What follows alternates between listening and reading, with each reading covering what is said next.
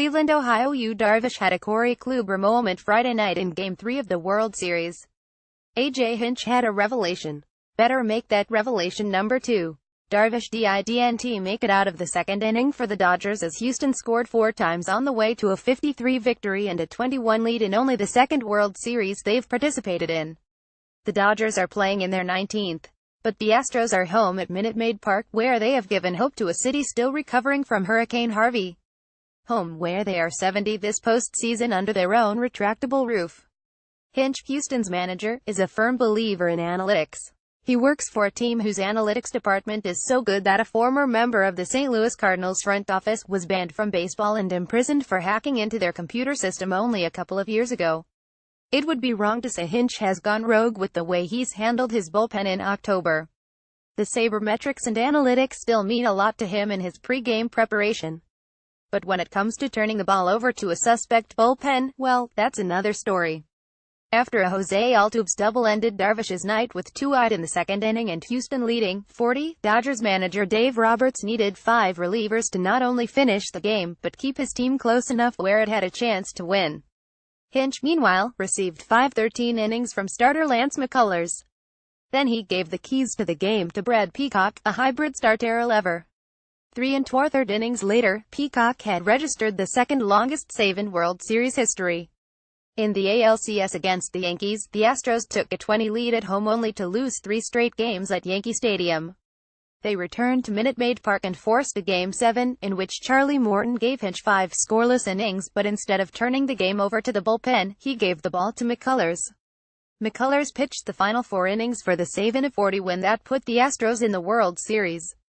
So what happened to the race to the bullpen? Something that cost the Dodgers in their 76th loss in Game 2 of the series. We're living in the age where starters have been devalued, especially in the postseason, and teams arm their pens to the teeth. Hinch, however, has twice ignored the code. He's abandoned lefty-righty matchups, and what pitcher has better numbers against a certain hitter for the gut feel of managing? Maybe the Astros' computer system broke down or lost its Wi-Fi connection. Or it could have something to do with how Chris Devenski and Ken Giles have pitched. Devenski, who struck out 100 batters in 23 innings during the regular season in the setup role, has an 8.44 ERA in the postseason. The opposition is hitting .286 against him. Giles, who saved 34 games during the regular season, is 0-1 with a 8.44 ERA in the postseason. He's allowed 7 earned runs on 10 hits in 723 innings in the postseason. The opposition is hitting .303. Peacock has had his feathers ruffled as well this postseason. Despite Friday night's performance, he has a 5.00 ERA in 5 games in October. He's spent the postseason looking for his slider and still hasn't found it. Friday night he stuck with his fastball and the free-swinging Dodgers never caught up to it. In the regular season, Peacock started the year in the bullpen, but moved into the rotation as Houston's starters kept getting hurt.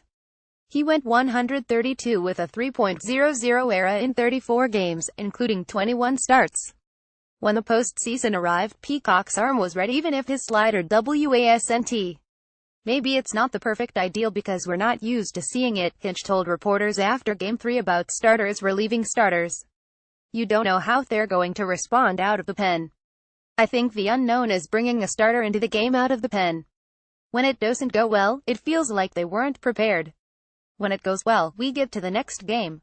With the quality of pitches the starters have, we absolutely thought we could get through games like this.